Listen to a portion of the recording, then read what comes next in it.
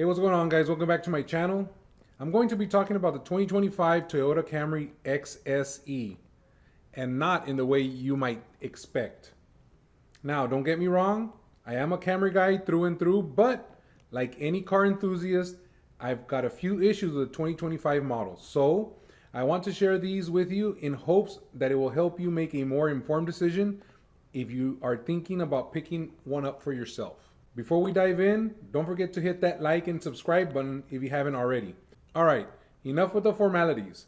Let's get down to business. First up, let's talk about remote start. The Toyota app lets you start the car remotely using your phone, but there is no remote start button on the Key Fob. Now, I get it, the app works fine, but it would just be so much more convenient to have the button on your fob. Next, memory seats, or rather the lack thereof. My wife and I both drive this car, and I'm about a foot taller than her, so every time one of us gets in, we have to readjust the seat.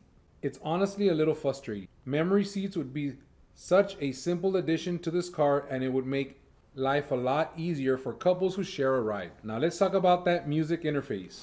I don't know what it is about it, but it just feels overly complicated and honestly underwhelming. I can spend 10 minutes complaining about how hard it is to navigate, but at this point, I'm used to it. Toyota hasn't really changed their system much over the years. It just feels clunky and outdated, especially for a car at this price point. Next, let's talk about headroom.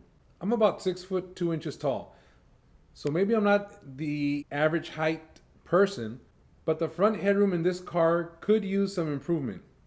Even with the seat all the way down, I still find myself having to crouch a bit when I'm driving. I get it, the panoramic roof takes up some space, but I feel like Toyota could have done better with this one. Another issue I've got is with the heads-up display. Maybe it's just my height again, but the visibility angle on this thing is less than ideal.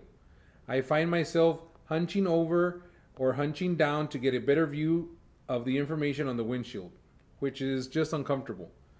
A little more adjustment or a better angle would have been nice. Front and rear sensors, yeah, this car needs them. Primarily front sensors.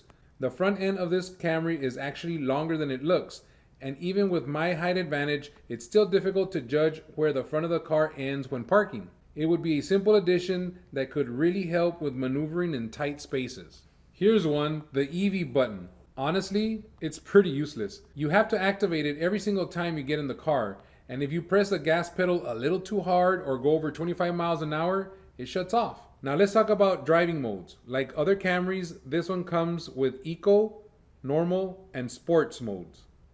The problem is, it always defaults to Eco mode when you get out of the car, no matter what mode you left it in. It would be nice if it remembered your last setting and stayed in the same mode when you start the car again.